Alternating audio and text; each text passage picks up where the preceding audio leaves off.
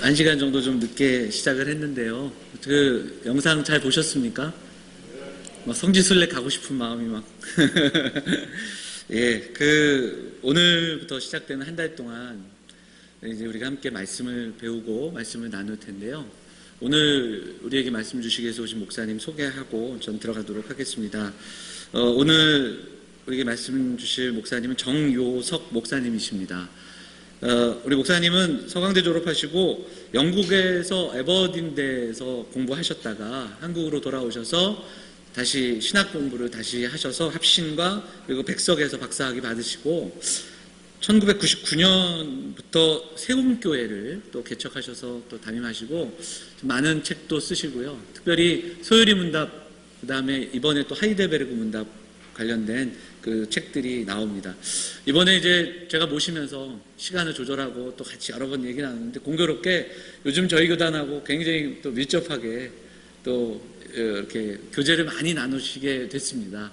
그래서 우리 호주가 있는 김세현 목사님하고도 잘 아시고, 그리고 아마 다음 주라고 했죠. 다음 주 애들레이드 교회도 가시는 걸로 제가 조금 전에 들었어요. 그래서 이번 여름에 또 저희 교단 교역자들 수련회 때 또 강사로 오시는 목사님입니다. 너무 귀한 목사님이신데 또 2월 첫 주에 이렇게 시간이 돼서 저희 교회 모실 수 있게 됐습니다. 오늘 믿음과 성경이라는 말씀으로 말씀 전하실 텐데 제가 시간을 얼마나 할까요? 말씀하시길래 1시간 정도 부탁했습니다. 설마 1시간 다 하시겠습니까? 놀라지 마시고 이렇게 눈 동그래가지고 우리가 말씀 잘 들으면 조금 더 빨리 끝나지 않겠습니까? 좀 졸릴 수 있는 시간인데 마음 딱 단단히 먹고 정신 차려서 말씀 잘 듣고 또 은혜 받는 시간이 됐으면 좋겠습니다. 나오실 때 우리 할렐루야로 크게 우리 인사하면서 우리 목사님 맞이하시면 좋겠습니다. 강단에 서시면 우리 성도들이 할렐루야로 크게 인사하면서 우리 말씀 듣도록 하겠습니다. 나오시겠습니다. 저도 내려가서 말씀 좀 듣도록 하겠습니다. 안녕하세요. 네. 반갑습니다. 저를 목사님께서 여러모로 소개해 주셨는데 제가 보니까 아무 감동, 반응이 없으시더라고요. 요사이 어디 가서 신학 박사다, 또 교수다 이래도 별 관심을 기울이지 않아요.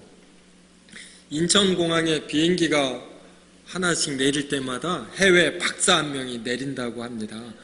이만큼 박사가 흔해졌어요. 근데 제가 어디 가서 이렇게 소개하면 좀 관심을 기울이더라고요. 제가 37에 늦게 장가를 갔어요. 1999년에 37에 장가 가서 애를 5 낳습니다. 이 반응이 확실히 있죠. 요사이는 박사학위 받을 필요 없어요. 그냥 애 한 5, 좀 더 열심을 내면 7이나 10 나면 어디 가서나 환영받고 집중 주목을 받습니다. 제가 이렇게 늦게 장가가고 애를 낳으면서 깨달은 것이 많아요. 그것들 중에 하나 또 이렇게 같이 나눴으면 합니다. 집에서 이제 제가 장가를 못 가고 있으니까 이제 부모님하고 저하고 이렇게 3명이 삽니다. 나이를 다 노총각이 집에 있어야 뭐 말을 합니까? 그러니까 집안이 좀 삭막해지잖아요.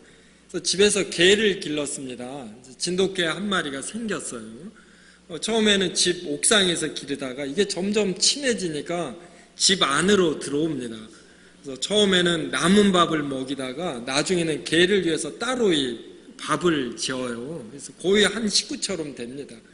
그래서 우리 집에 개를 인해서 굉장히 화목해졌어요. 개를 인해서 웃을 일이 발생하고.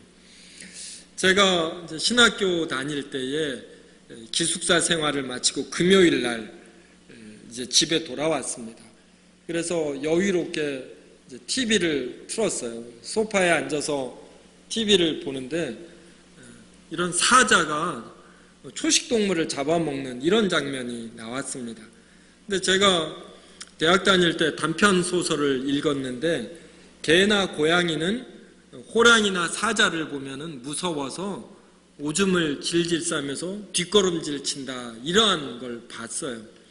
근데 우리 집에 있는 진돗개를 제가 자주 산책을 시켰는데 굉장히 용감합니다. 거리를 지나다니다가 고양이를 보면은 어떻게든 이렇게 잡으려고 해요. 그럼 어떠다가 제가 줄을 놓치거나 그러면 실제로 고양이가 도망가지 못하면 진돗개가 잡고, 그래서 결국은 덩치가 진돗개가 크고 입이 크니까 진돗개가 고양이를 이깁니다. 때때로는 이렇게 죽이기까지 해요. 그래서 너무나 용감한 우리 집 진돗개라 실험을 해보고 싶었어요. 정말로 사자나 호랑이를 보면은 우리 집 진돗개는 어떤 반응을 보일까? 그래서 그때 제가 소파에 있었고 우리 집 진돗개가 여기에 있었고 TV가 이 앞에 있었어요. 저기 지금 TV 있는데 정말 저 TV입니다. 그래서 이름이 이제 진도예요. 그래서 진도야, 사자를 봐라, 이렇게 했습니다. 자, 우리 집 진도가 어떤 반응을 보였을까요? 영암교회 명예가 걸린 문제니까 맞히셔야지 돼요. 네. 자, 진돗개가 어떤 반응을 보였을까요? 짖었다. 네. 또 반응이 없었다. 네. 이쪽보다는 이쪽이 좀 더 정확하네요. 네. 이쪽이 여자분들이 많은가요? 네. 이 진돗개가 제가 진도를 봐라 그랬는데 제 이 손을 쳐다보는 거예요. 좀 놀랍지 않습니까? 제가 나중에 더 알게 됐는데 개와 같은 짐승들은 방향성이 없대요. 그래서 이렇게 뭘 가리키면은 이 가리키는 방향을 봐야지 되는데 이 가리키는 방향을 못 보고 이 손을 쳐다보는 겁니다. 그러니까 진돗개에게는 이렇게 무엇을 가리켰을 때 가리키는 방향을 보는 것, 이게 초월이고 이적이에요. 그들에게는 그렇게 힘든 일이 되는 것입니다. 그래서 우리 사람들이 무엇을 가리켰을 때 이 가리키는 방향을 보는 것, 이것이 얼마나 사람에게만 주어진 놀라운 인식 능력인가, 이러한 것을 알 수가 있습니다. 그래도 실험은 계속 해야지 되니까 제가 이제 이 TV로 달려갔어요. 그래서 TV 화면을 손으로 탁탁 치면서 진도야, 사자를 봐라 그랬어요. 이번에는 어떤 반응을 보였을까요? 짖었다. 네. 아니에요. 진돗개가 주인이 급히 달려가서 치니까 이렇게 누워있다가 진도야 또 부르고 하니까 고개를 이렇게 돌립니다. 그래서 저를 쳐다보다가 바로 1초도 안 돼서 다시 고개를 돌려서 자더라고요. 네. 그때 또 깨달았는데 개들은 TV를 보지 않습니다. TV 화면에서 발생하는 일이 무슨 의미인지 그리고 어떤 스토리가 있는지 이것을 이해하지 못해요. 갑자기 TV에서 어떤 소리가 나거나 그러면 잠시 놀라서 쳐다봐도 이 TV의 화면에 있는 진행되는 상황을 재미를 가지고 호기심을 가지고 그리고 어떤 연관성을 갖고서 이해하지 못합니다. 요사이는 해외 토픽 이러한 것이 신문에 잘 나지 않습니다. 워낙 SNS가 발달이 돼서. 근데 1999년 이제 그때로만 해도, 그러니까 제가 이 일을 1996년인가 경험을 했어요. 근데 그 이후로 신문을 보니까 해외 토픽에 이런 기사가 떠요. 어느 나라의 어떤 개가 TV를 쳐다보더라. 그러니까 개들 중에 아주 총명한 천재 개들이 있어요. 이런 개들만 TV를 시청합니다. 그리고 나머지는 전부 다 TV를 시청하지 못하는 거예요. 우리 집 아이들은 이제 첫째가 올해 이제 3월에 고3이 됩니다. 막내는 초4가 되고요. 5명 낳아서 뭐 합니까? 자연스럽게 실험을 하지요. 아이들이 울면은 제가 엄마 저기에 있다 그럽니다.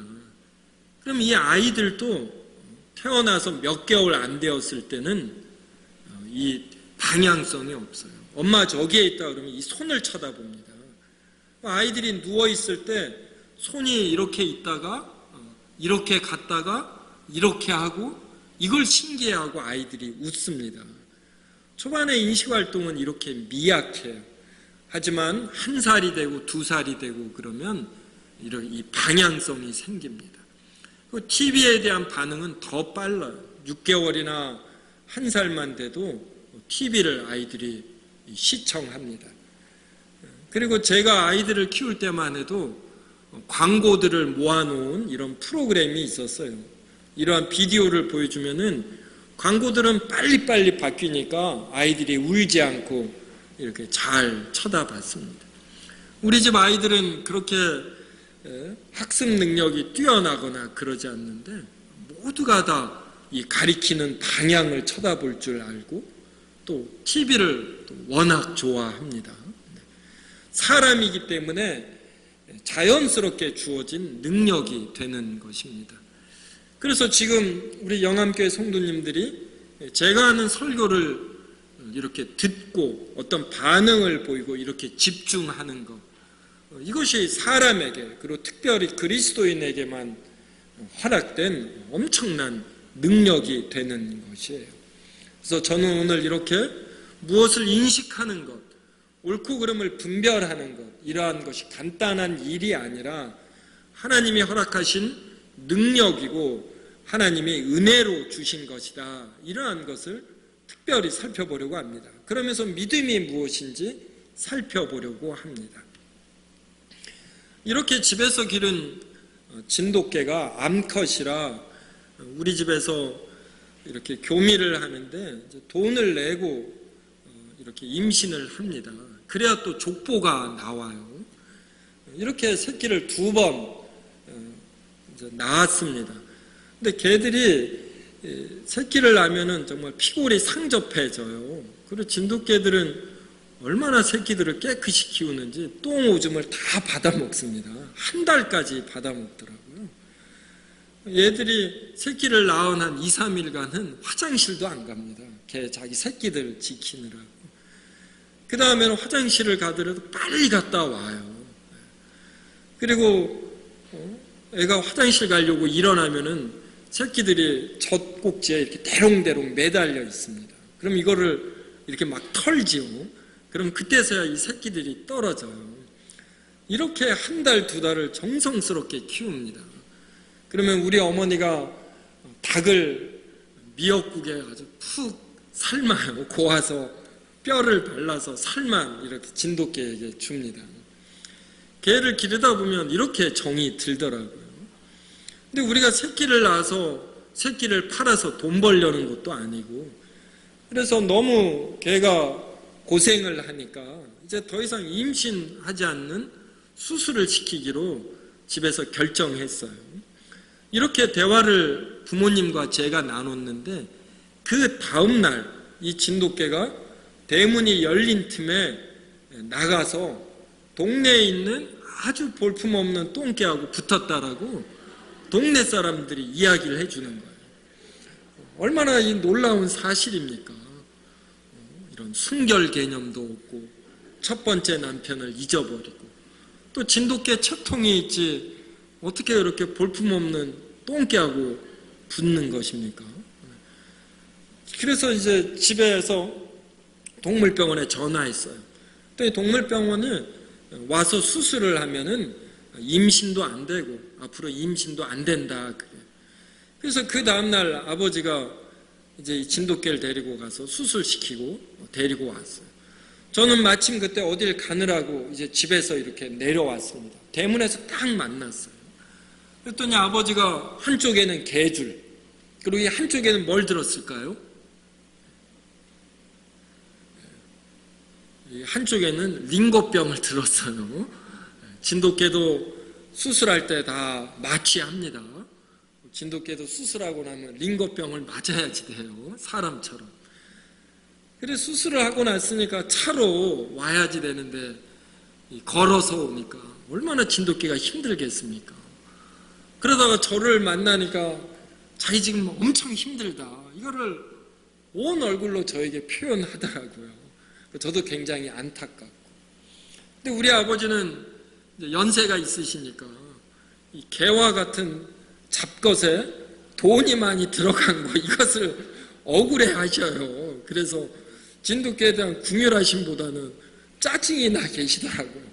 그래서 별 사정을 봐주지 않고 빨리 옥상으로 올라가라고. 진돗개는 다시 계단을 타고 이렇게 옥상 자기 집으로 올라가는 겁니다. 제가 전철로 타고 가면서 생각을 하는 거예요. 왜 진돗개는 발전기가 되면 자신의 첫 번째 남편을 잊어버리고 아무하고나 붙는 것일까? 그래서 이렇게 힘든 수술을 하고 왜 이럴까? 내가 회초리를 들고 진돗개를 앞에 앉혀놓고 이것을 가르쳐야지 되는가? 제가 가르치면 진돗개가 알아들을까요? 못 알아듣습니다. 진돗개는 아무리 가르쳐도 순결이 뭔지, 일부 일처의 가치가 무엇인지 이러한 것을 알지 못합니다. 그렇기 때문에 우리는 진돗개에게 냄새 맡는 훈련, 마약을 탐지하는 훈련 이런 건 시켜도 도덕이나 윤리 교육은 시키지 않는 것입니다. 그런데 우리 사람들은 순결이 무엇이다, 일부 일처가 왜 귀한 것인가, 이러한 것을 말을 하면은 직감적으로 이렇게 알아들어요. 그래서 사람들은 교육을 받는 것입니다. 교육을 받을 수 있다라는 것, 이것은 이미 사람에게 이렇게 분별할 수 있는 능력이 엄청나게 주어졌기 때문에 발생하는 현상입니다. 이것이 오늘 교재를 보면은 1번에 한번 1쪽 보셔요.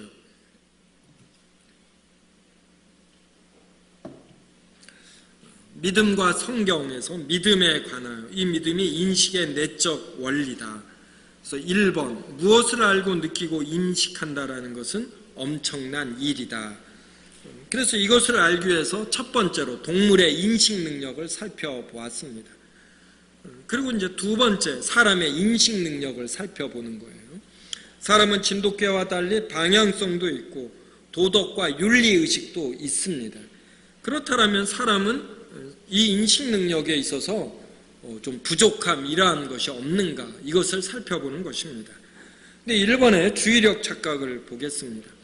보이지 않는 고릴라라는 책을 크리스토퍼 차브리스와 데니얼 사이먼스 교수가 공동으로 1999년에 실험하고 이 내용을 보이지 않는 고릴라라는 책으로 냈습니다.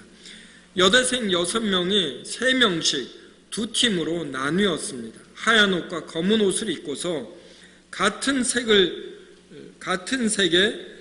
티셔츠를 입은 사람들끼리 농구공을 주고받습니다. 그리고 이것을 동영상으로 찍었습니다. 두 교수는 찍은 동영상을 사람들에게 보여주면서 하얀 옷을 입은 3명이 자기들끼리 농구공을 몇 번 주고받는지 횟수를 세게 했습니다. 그러면서 이 동영상에 이제 3명이 서로 섞여서 농구공을 주고받잖아요. 그래서 하얀 옷을 입은 여대생이 농구공을 몇 번 주고받는지 횟수를 세게 합니다. 그럴 때 이 중간에 고릴라 복장을 한 사람이 와서 이렇게 2번 가슴을 치고 나가요. 그리고 동영상이 한 3분 정도가 되는데 끝나고 나서 이 동영상을 시청한 사람들에게 고릴라 복장을 한 사람을 보았는가, 이렇게 질문을 합니다. 그런데 사람들은 농구공 횟수를 세느라고 이 고릴라 복장을 한 사람들을 잘 보지 못해요. 이 비율이 몇 프로가 되냐면 50%가 됩니다. 그래서 제목이 보이지 않는 고릴라예요. 분명히 고릴라 복장을 한 사람이 와서 이렇게 가슴을 치는데 농구공 주고받는 횟수를 헤아리느라고 여기에 집중을 해서 고릴라를 보지 못하는 것입니다. 그래서 이것을 주의력 착각이라고 하는 것이에요. 우리가 운전을 할 때 어떤 DMB 같은 것을 보면 사고가 나는 것, 또 무엇에 집중을 해서 바로 눈앞에 발생한 일을 보지 못하는 것, 이러한 현상에 대한 설명입니다. 저는 이러한 것을 알게 되면서 똑같은 일을 보고 듣고 경험을 했어도 다른 것에 집중을 하면은 볼 수 없다라는 것을 깨닫게 됐습니다. 예전에는 그렇게 말하는 사람을 보면은 거짓말하는 것이고 위선이다 이렇게 생각을 했어요. 그런데 저 자신도 이렇게 고릴라를 보지 못하는 현상을 몇 번 경험했어요. 분명히 다른 사람들은 인식을 하는데 저는 인식하지 못하는 것입니다. 이것이 사람의 인식 능력이에요.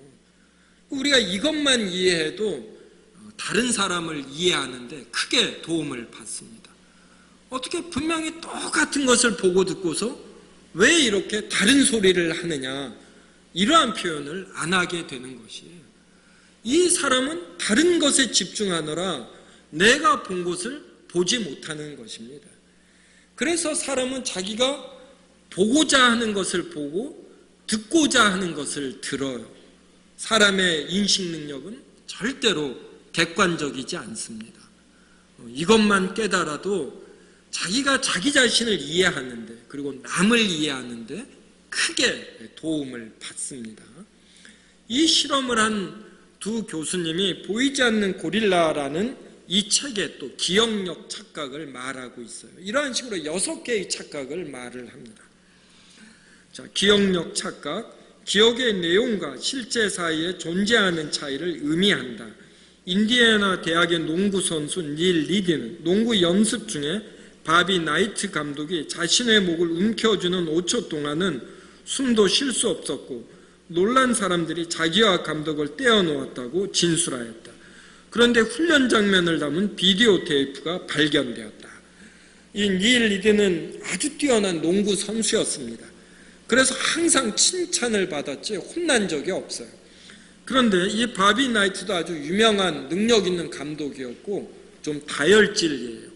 그래서 이 감독은 연습할 때 농구공을 패스할 때에 이 선수 이름을 부르며 패스하라, 이러한 것을 가르쳤습니다.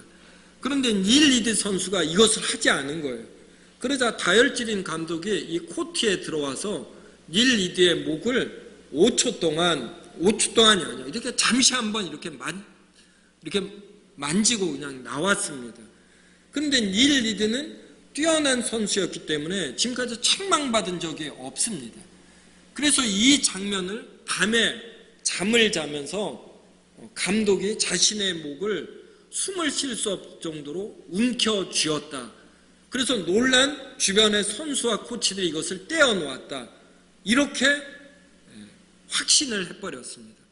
그래서 그 다음날 기자들을 불러서 기자회견을 한 거예요. 그리고 이것 때문에 이 감독이 해임이 됐습니다.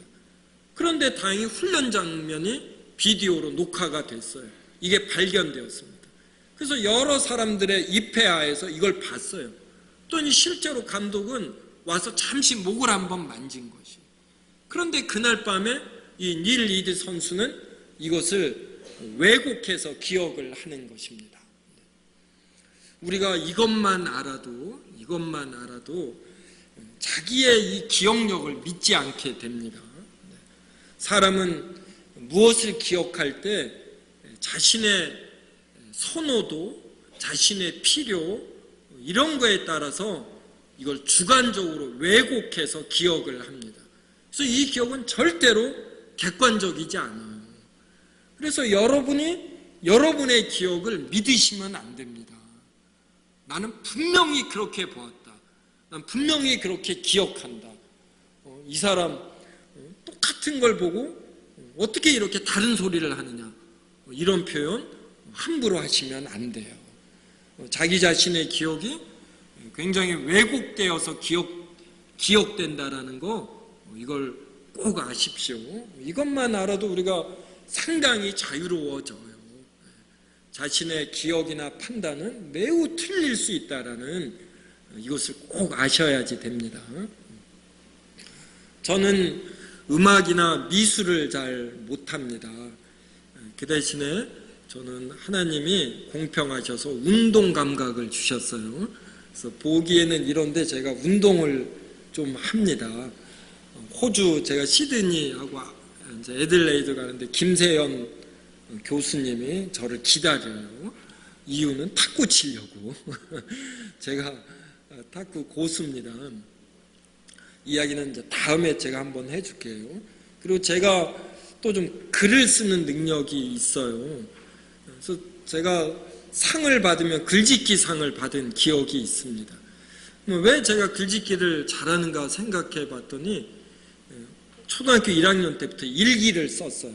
아버지가 일기를 쓰게 만들으셨습니다. 그렇게 하셨어요. 저는 초등학교 때 글짓기 상을 여러 번 받고 글짓기 대회 학교 대표로 나갔습니다. 근데 이제 우리 집 아이들을 5 낳았잖아요. 요사이 초등학교에서 다 이 일기 쓰는 걸 강조하더라고요. 그래서 우리 애들이 일기 쓴 걸 봤는데 제 기대와 달리 참 못 썼어요. 왜 아빠의 이러한 능력을 받지 않고 왜 내 아내를 닮았나. 아주 제가 참 이렇게 한탄스러웠습니다.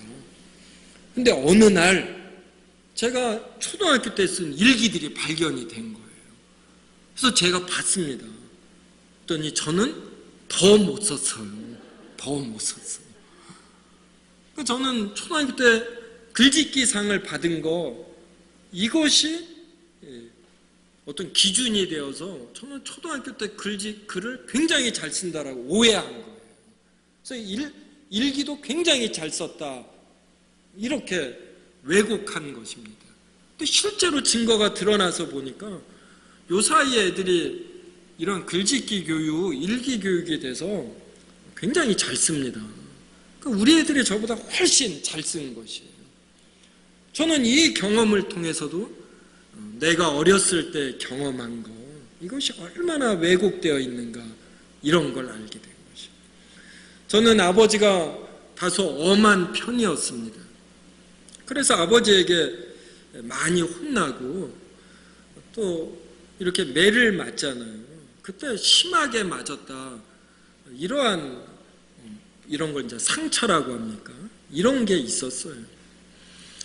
우리가 이제 저희 집에서 아이들을 키울 때 제가 다 샤워시키고 그러거든요. 애들 3, 4명 쫙 일렬로 세워놓고 샤워기 들고 제가 고개 뒤로 그러면 애들이 다 고개를 뒤로 해요. 그러면 물 쫙 이렇게 하면은 얼마나 빠른 시간 안에 3, 4명을 샤워시킬 수 있는지 모릅니다. 근데 아이들이 고개를 이렇게 뒤로 해서 물을 이렇게 뒤로 하는 거 이게 처음에 좀 무섭습니다. 근데 우리 집 막내가 이제 샤워를 할 차례가 됐는데 이걸 잘 안 해요. 이게 한 번만 딱 해서 이게 별거 아니라는 거 알면 되는데 이걸 잘 안 하는 거예요. 그래서 이렇게 설득하고 대화하다가 안 돼서 제가 좀 윽박지렀거든요. 그러다가 제가 볼기장인 걸 한 대 때렸어요. 이렇게 해서 이제 다 마치고 나왔는데 막내가 목욕탕에 나오면서 아빠 때문에 죽을 뻔했네. 이렇게 표현을 하는 거예요.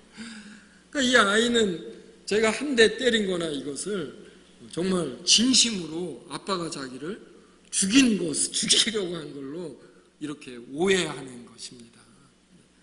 제가 이런 경험을 통해서 아버지가 저를 혼낸 거 이걸 더 잘 생각해 봤어요.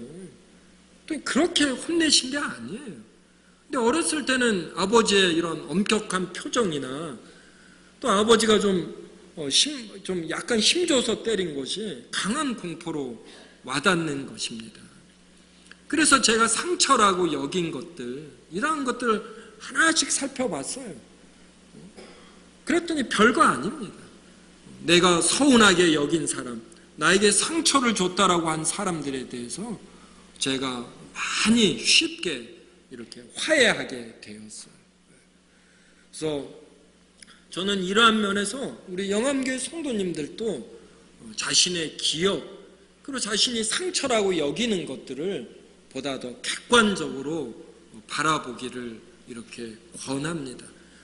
그러면은 많은 경우에 있어서 자신이 잘못 생각했음 이런 걸 많이 알게 돼요. 시간이 없어서 이 정도로 멈추지만 오늘 제가 전한 이 내용을 이렇게 잘 생각해 보셔요.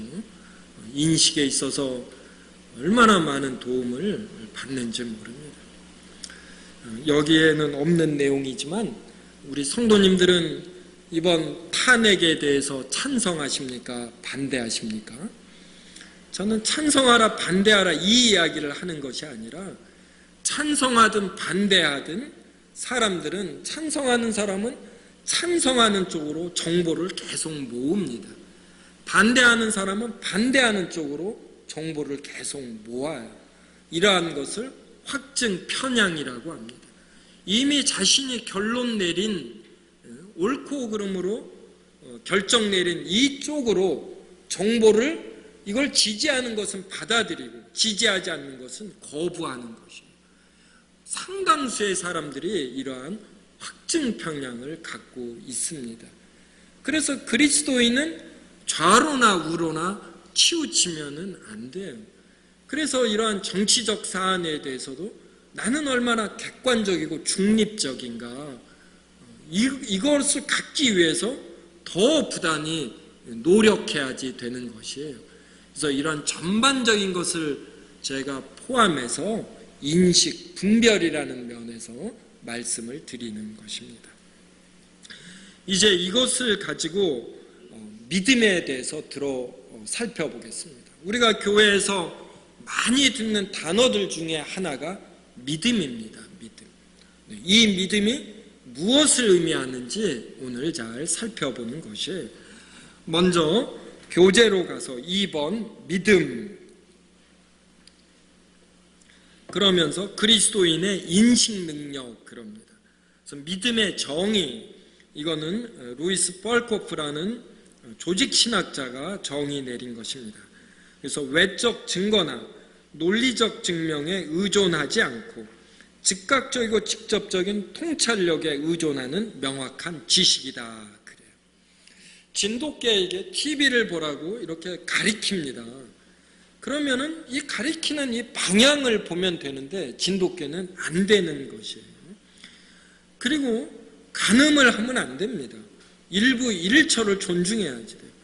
이것을 진돗개에게 가르치지 못합니다. 그러하듯이 비그리스도인에게 모든 사람은 죄인이고 죄의 결과로 늙고 병들고 죽는 것이고 이 문제는 어떠한 과학으로도 어떠한 인간의 선행으로도 해결되지 않고 하나님으로서 사람이 되신 예수 그리스도의 대속으로만 가능하다. 이러한 것을 말을 할 때 그들은 역시 이것이 가리키는 방향을 보지 않고 손을 쳐다봅니다. 이들은 이것을 이해하지 못해요. 왜냐하면 믿음이 없기 때문에. 그런데 우리에게는 믿음이라는 인식수단이 있는 것입니다. 그래서 외적 증거, 논리적 증명 이러한 것이 없어도 즉각적이고 직접적인 통찰력으로 우리가 죄인이라는 것을 알고 이것은 오직 예수 그리스도의 피로만 죄의 문제가 해결된다는 걸 아는 것이. 그래서 이것을 즉각적이고 직접적인 통찰력에 의존하는 명확한 지식이다. 이렇게 표현을 합니다. 저는 눈이 나쁩니다. 그래서 이렇게 안경을 벗으면 저 뒤에 있는 TV 화면도 보이지 않고 저 뒤에 있는 시계도 보이지 않습니다. 그런데 이렇게 안경을 쓰면 3시 38분, 이제 한 22분 정도 남았습니다. 이렇게 또렷이 보여요. 믿음이 바로 이런 것이에요. 믿음이 없는 사람 아무리 성경의 내용을 말해도 예수님에 대해서 설명을 해도 이것을 이해하지 못합니다. 그런데 하나님이 우리에게 믿음을 주시면 그때부터 직접적이고 즉각적인 통찰력이 생겨서 내가 정말 죄인이구나. 그럼 내가 아무리 노력을 해도 내 힘으로는 천국에 가지 못하고 오직 예수 그리스도의 대속에 의해서 믿음으로만 간다라는 이것을 깨닫습니다. 그래서 이러한 믿음은 어떠한 역할을 하는지 니은에서 살펴보겠습니다. 이 믿음에 의해 그리스도인은 하나님 자신의 권위가 말씀하시기 때문에 말씀에 계시된 것은 무엇이든지 참으로 믿고, 이 믿음 때문에 우리는 성경에 있는 이 말씀은 모두 다 옳다라고, 하나님의 말씀이라고 우리는 믿는 것입니다. 그리고 각각의 구절이 포함하고 있는 바에 따라 비그리스도인과 다르게 우리는 행동합니다. 그래서 명령에 순종하고 성경에 있는 경고에는 두려워 떱니다. 제가 주일날 말씀을 선포하면은 정말 성도님들의 경고에 대해서는 두려워 떨어요. 그래서 최대한 하나님 말씀을 지키려고 합니다. 축복의 말씀을 하면 이것을 또 믿기 때문에 얼마나 얼굴이 활짝 피는지 모릅니다. 그런데 비그리스도인들은 전혀 반응이 없습니다. 금생과 내생에 관한 하나님의 약속을 기꺼이 받아들인다. 그러나 구원에 이르는 믿음의 주요한 역할은 은혜 언약의 효력에 의하여 칭의 성화 영생을 위해 이 줄친 것만 알면 돼요. 그리스도만을 수용하고 받아들이고 의지하는 것이다.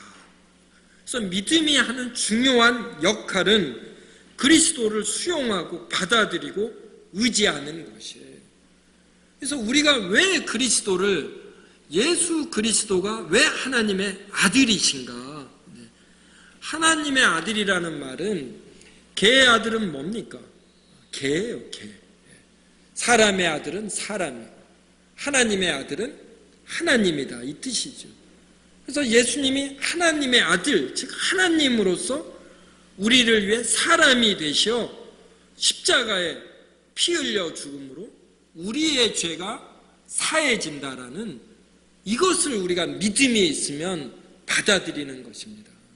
그래서 그리스도만을 의지하는 것이에요. 진돗개에게 아무리 TV를 보라고 손으로 가리켜도 이 손을 쳐다보다. 비그리스도인은 믿음이 없기 때문에 예수님을 믿으시오 그러면 왜 사람의 아들을 믿느냐? 예수가 신이라는 것을 증명해봐라. 그래요. 그런데 예수가 신이라는 것을 증명할 방법이 없습니다. 외적 증거나 논리적 증명으로 이것이 증명되는 것이 아니에요. 이것은 어떤 인식의 차원이고, 그래서 이것이 옳다라는 것을 인식하려면 믿음이 있어야 되는 거예요. 믿음. 근데 하나님께서 우리에게는 믿음을 주시는 것입니다. 개에게는 이 방향성이 없는 아주 제한된 인식이 있고, 사람은 전부 다 방향성과 도덕과 윤리감이 있어요. 하지만 사람은 주의력 착각, 기억력 착각 등으로 매우 인식에 있어서 제한이 있습니다. 그런 사람들에게 하나님은 그리스도인들에게는 특별히 이 믿음을 주시는 것이에요. 그래서 그리스도를 이렇게 받아들이게 하시는 것입니다. 그래서 관련 성경 구절 1번 보겠습니다. 우리 히브리서 11장 1절부터 3절을 한 목소리로 같이 읽겠습니다. 시작. 믿음은 바라는 것들의 실상이요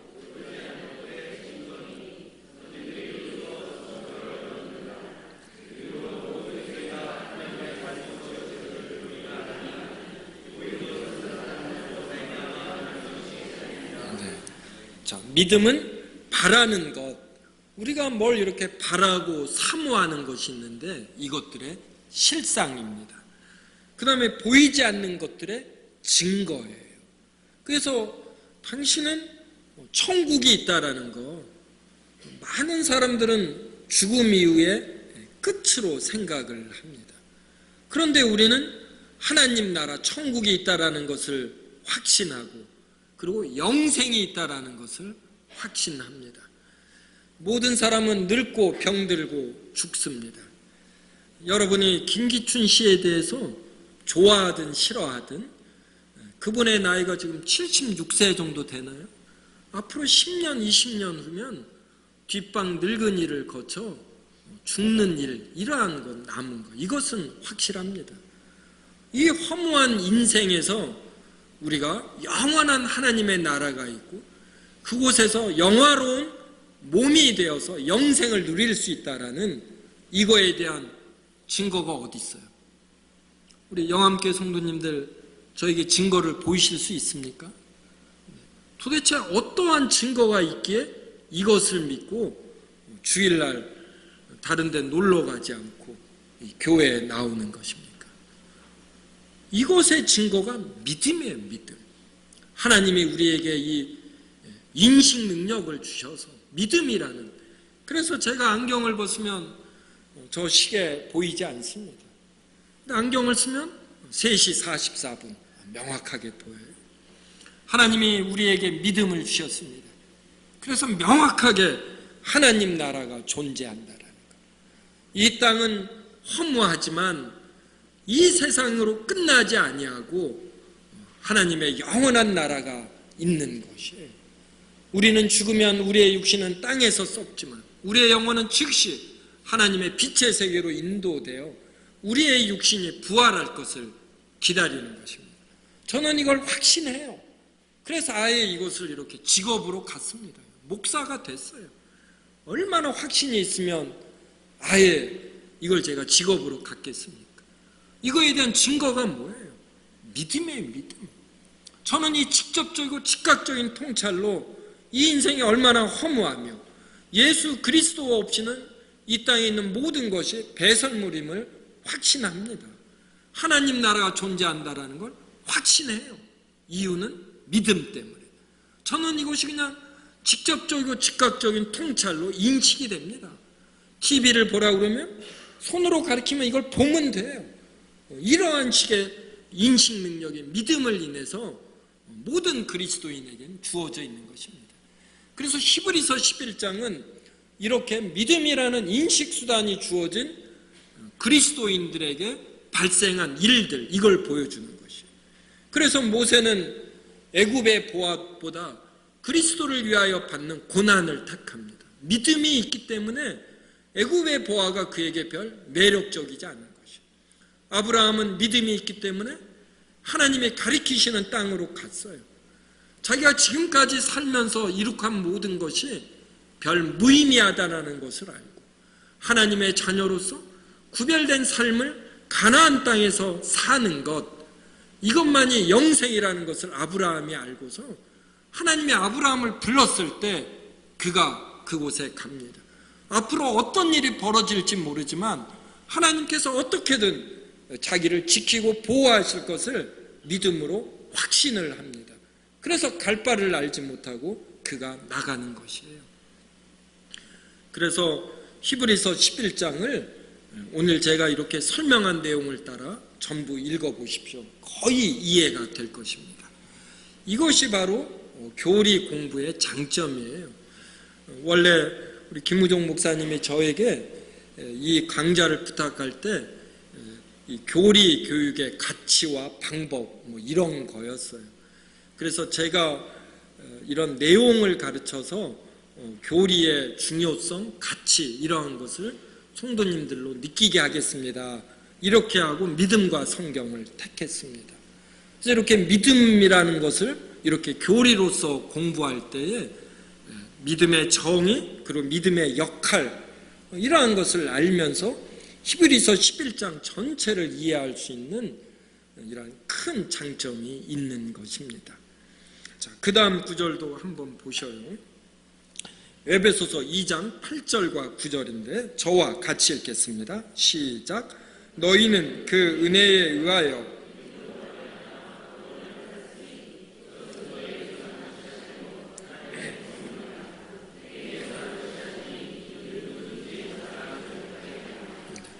자, 우리 영암교회 성도님들은 구원을 받았는데 은혜로 구원을 받았습니까? 아니면 믿음으로 구원을 받았습니까?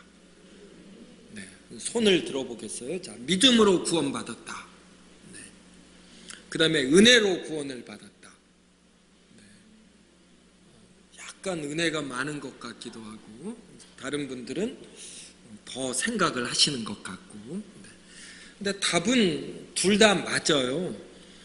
그런데 어떤 의미로서 은혜와 믿음이 구원의 역할하는지 이제 이것을 알려고 하는 것이에요. 은혜로 구원을 받았다라는 것은 2장 9절에 있는 것처럼 행위에서 난 것이 아니니 이러한 뜻입니다. 그래서 절대로 우리는 우리의 믿는 행위나 또 우리가 선행을 할 것이나 우리가 믿음의 끝까지 잘 견딜 것 이러한 것을 하나님이 미리 보시고서 우리를 구원해 주신 것이 아니에요. 하나님은 그냥 우리를 사랑하셔서 오직 순전한 은혜와 사랑으로만 우리를 구원하신 것입니다. 절대로 앞으로 우리가 하나님을 믿을 것이나 우리가 선행을 할 것이나 믿음을 끝까지 지킬 것 이러한 것을 미리 보고서 우리를 구원하신 것이 아니에요. 만약에 그것을 미리 보고서 구원을 하셨으면 바로 우리의 행위를 인해서 구원한 것이기 때문에 에베소서 2장 8절과 9절에 어긋납니다.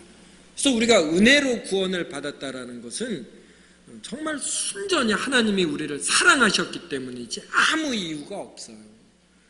우리를 하나님이 구원하시는데 이유가 있으면 이것은 하나님의 자유로운 은혜, 자유로운 사랑 이런 표현을 안 씁니다.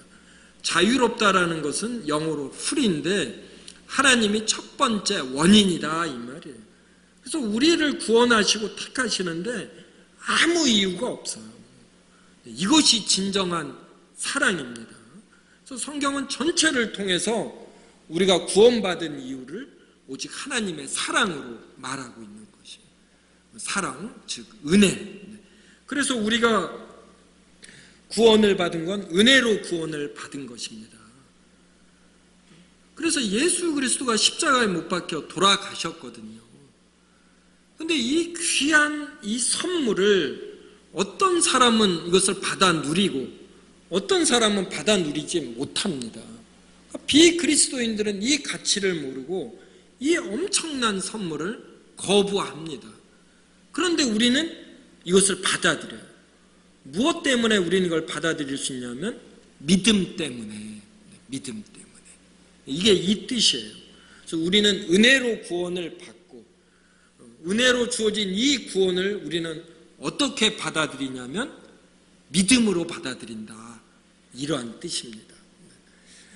우리 부모들이 자녀들에게 공부를 열심히 하고 잘할 것을 많이 요구합니다. 그런데 자녀들은 이 공부의 가치나 필요성을 그 나이에 잘 못 깨달아요.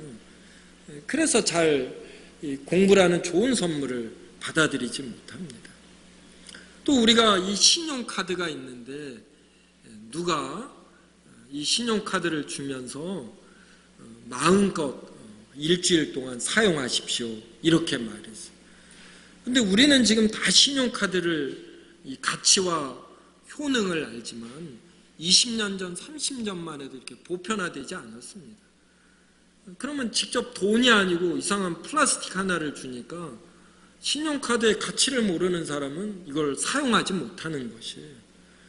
그래서 우리가 누구에게 선물을 줄 때 이 선물의 가치 그리고 효능까지 이것까지 알려줘야지 됩니다. 그래서 하나님이 우리에게 구원을 선물로 주실 때에 이 구원을 우리가 받아 누리도록 우리에게 믿음을 주시는 것이에요. 그래서 이 믿음을 가지고 예수님을 수용하고 받아들이고 의지하게 하는 것입니다. 그래서 에베소서 2장 8절과 9절은 그 뜻이에요. 너희는 은혜에 의하여 구원을 받았다. 근데 은혜로 받는 이 구원을 너희가 받아들이도록 하나님이 믿음을 주셨다. 그래서 너희는 그 은혜에 의하여 믿음으로 말미암아 구원을 받았다. 이러는 것입니다. 그래서 우리가 무엇을 인식하는 거, 분별하는 거 이게 엄청난 일인 걸 우리가 알았잖아요. 진돗개는 TV를 못 봅니다. 일부 일처 순결의 가치를 몰라요. 그래서 우리가 예수님을 내가 믿겠다라고 하는 거, 이것은 절대로 우리 사람의 힘으로 되지 않아요. 하나님께서 이런 믿음이라는 인식수단을 주셔서 우리가 그때부터 직접적이고 즉각적인 통찰이 생기는 것입니다. 그래서 우리가 믿음으로 구원받는다 할 때 이 믿음이 절대로 믿는 행위가 아니에요. 하나님이 믿음을 주셔서 우리가 믿음으로 그리스도를 받아들이는 것이지, 예수님이 다 해놓으셨고 우리가 이 믿는 행위를 통해서 구원을 받는 것, 이것이 아닙니다. 이렇게 되면은 이 에베소서 2장 8절과 9절을 봐도 얼마나 은혜가 큽니까? 인간은 죄를 인해서 옳고 그름을 분별하지 못하는 정말 죄인이에요. 그래서 고린도전서 2장을 비롯해서 곳곳에서 사람은 보아도 보지 못하고 들어도 듣지 못하고 이러한 존재임을 말하고 있는 것입니다. 자, 이제 이것이 인식의 내적 원리예요. 우리가 무엇을 이렇게 인식할 때에 그리스도인은 이성, 감성이 아니라 최종적인 기준은 믿음이다, 이런 뜻입니다. 그 다음에 인식의 외적 원리입니다. 자, 이러한 이제 인식의 내적 능력이 우리에게 있고, 이러한 믿음을 가지고서 무엇을 판단할 때 우리는 이 성경을 가지고 판단한다, 이런 뜻이에요. 자, 그래서 이것들은 한번 집에 가서 읽어 보시고 5쪽 한번 보셔요. 5쪽만 읽어도 이제 얼추 무슨 뜻인지 압니다. 6번, 성경만이 유일한 규칙, 법률은 판단의 최종 근거가 될 수 없다. 제가 쭉 읽을게요. 2007년 10월에 박모 씨는 자신의 아내인 옥모 씨를 2006년 5월부터 파페라 가수 정모 씨와 간통한 혐의로 고소했습니다. 여기서 박모 씨는 박철 씨죠. 그리고 이 옥모 씨는 옥소리 씨. 아주 그냥 참 옥모 씨가 아주 대단한 분이에요. 이렇게 간통을 했으면 좀 부끄러워해야지 되는데 또 당당하게 2008년 1월에 검찰은 옥 씨를 간통 혐의로 불구속 기소했습니다. 그러자 2008년 1월 30일에 옥 씨는 간통죄는 성적 자기결정권을 침해한다, 개인의 성생활에 국가가 개입하는 것은 적절하지 않다며 헌법재판소에 형법 241조의 간통죄에 대한 위헌심판 제청을 재판부에 신청했습니다.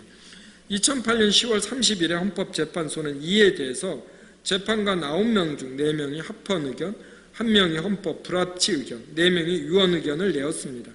위헌 의견이 5명으로 다수였지만 위헌 법률 선고에 필요한 재판관 3분의 2 이상인 6인에 미달하여 전원 재판부는 간통이 사회적 질서를 해치고 선량한 성도덕과 가족제도 보장이라는 취지에서 헌법소원을 기각했다고 합헌 결정을 내렸습니다. 그런데 사회 일각에서는 헌법상 명시된 행복추구권의 연장선상에서 성적 자기결정권을 누리는 행위를 간통죄라는 형법으로 국가가 재현해서는 안 된다는 주장이 강하게 일었습니다. 그러니까 사람들이 얼마나 이상합니까? 비그리스도인들이. 간통을 하면 이거를 부끄러워해야지 되는데, 간통이 성적 자기결정권을 누리는 행위를 제한한다. 그래서 간통죄를 국가가 처벌해서는 안 된다, 이렇게 주장을 하는 것이에요. 위에 언급된 위헌법률 심판을 이해하려면 먼저 죄형 법정주의를 이해해야 합니다. 어떤 행위가 범죄로 성립이 되고 그에 따른 형벌은 무엇인지 반드시 국회에서 제정한 법률에 의해서만 규정할 수 있다는 원칙입니다. 이것은 큰 권력을 가진 왕이나 국가가 통치의 편의를 위하여 형법권을 오남용하지 않도록 국민의 자유와 인권을 보장하는 원칙입니다. 그런데 법률 자체가 잘못 만들어져 법원에서 재판 중인 구체적인 소송 사건에 그 법률이 잘못 적용될 것 같은 경우에는 어떻게 해야 할까요? 이때 바로 법원이 직권으로 혹은 소송 당사자가 위헌의 여부를 심판해 줄 것을 헌법재판소에 제청할 수 있습니다. 국가의 통치 조직과 통치작용의 기본 원리 및 국민의 기본권을 보장하는 근본 규범인 헌법은 우리나라의 최고 법규로서 국회가 국민의 생활에 관한 다양한 법률을 만들 때 지도하는 역할을 합니다. 헌법의 정신을 파괴하는 법률은 위헌이라고 하여 폐기됩니다. 헌법이 대한민국에서 이러한 역할을 하듯 구약과 신약 성경에 있는 하나님의 말씀은 신자들이 하나님을 영화롭게 하고 즐거워하도록 지도하는 역할을 합니다. 소송에 참여한 재판관, 변호사, 피고소인들만이 아니라 일반 국민도 헌법과 법률에 의하여 여러 결정을 내리듯 신자들은 무엇을 생각하고 결정할 때마다 하나님의 말씀에 의거하여야 합니다. 헌법과 법률은 부족한 사람들이 만든 것이기 때문에 자주 개정을 하지만 하나님의 말씀은 영원하신 하나님이 만드셨기 때문에 시대와 상황에 상관없이 유일한 진리입니다. 실제로 형법 제22장 성풍속에 관한 제 조항 241조에 있는 배우자 있는 자가 간통한 때에는 2년 이하의 징역에 처한다는 간통죄는 2015년 2월 26일에 헌법재판소에 의하여 유언으로 판결이 났습니다. 사람들이 만든 법과 이것을 해석하는 사람들의 이해도가 얼마나 불안정한가를 알 수 있습니다. 간통죄가 형법에서 없어져도 우리 신자들에게는 간통은 여전히 큰 죄입니다. 간음하지 말라는 성경 말씀이 있기 때문이고 이것을 지키는 것이 하나님을 즐거워하는 것인 줄 우리는 알기 때문입니다. 성경의 영원한 진리성은 사람들의 경험과 전통과 학문을 넘어서기에 유일한 규칙이 됩니다. 우리는 성경이 가는 만큼 가고 멈추는 것에 멈춥니다. 우리는 성경에 의거하여 사색을 하고 그에 따라 행동합니다. 이것이 가장 현실적이고 올바름이고 자유이기 때문입니다. 성경만이 유일한 규칙입니다. 자, 이제 시간이 되어서 정리하겠습니다. 우리는 무엇이 옳고 그름을 판단할 때 사람들은 짐승보다 뛰어납니다. 하지만 사람은 주의력 착각, 기억력 착각, 자신감 착각 등 여러 착각 때문에 한계가 있습니다. 그래서 사람의 이성이나 감성이나 의지, 이것이 기준이 되면 안 돼요. 오직 하나님이 우리에게 주신 믿음, 이것만이 우리의 유일한 기준이 되어야지 됩니다.